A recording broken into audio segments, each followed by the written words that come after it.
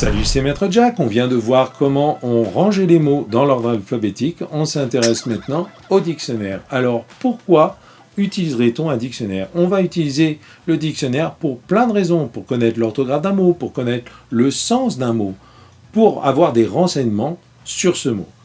Sur une page de dictionnaire, tu auras toujours deux mots repères indiqués.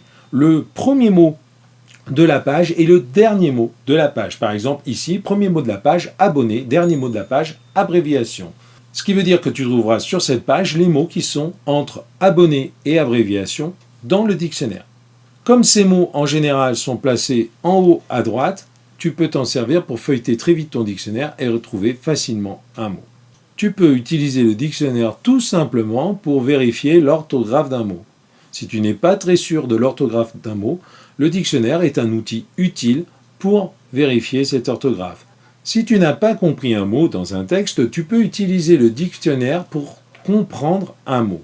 Et là, tu vas t'intéresser à la définition d'un mot. Tu vois que certains mots ont plusieurs définitions. Abord a 3 définitions. Ça veut dire que abord est un mot qui a 3 sens, qui veut dire 3 choses. On les a rangés dans le dictionnaire en général du sens le plus commun au sens le plus rare, et on va placer chaque mot dans un contexte, dans une petite phrase, pour que tu puisses repérer à quel sens tu as affaire pour ton mot à toi, celui qui te pose problème.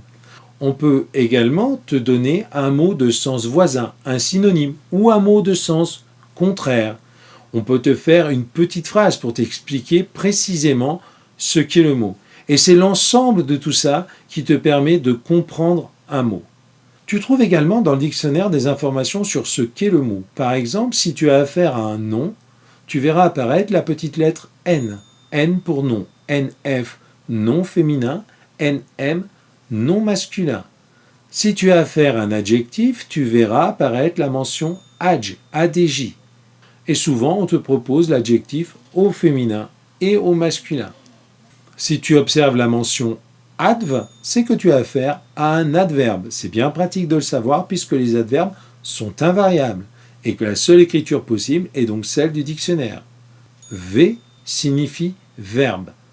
On a parlé du dictionnaire traditionnel, celui qu'on utilise en classe, en français, mais il y a plein d'autres dictionnaires. Tu connais certainement les dictionnaires de langue qui te permettent de traduire un texte. Il existe aussi des dictionnaires de synonymes, des dictionnaires de rimes, des dictionnaires pour les joueurs de Scrabble, où les mots sont rangés par nombre de lettres. Un dictionnaire, dans tous les cas, c'est une mine d'informations et je te conseille fortement d'en avoir un chez toi. On se retrouve très bientôt pour une nouvelle vidéo.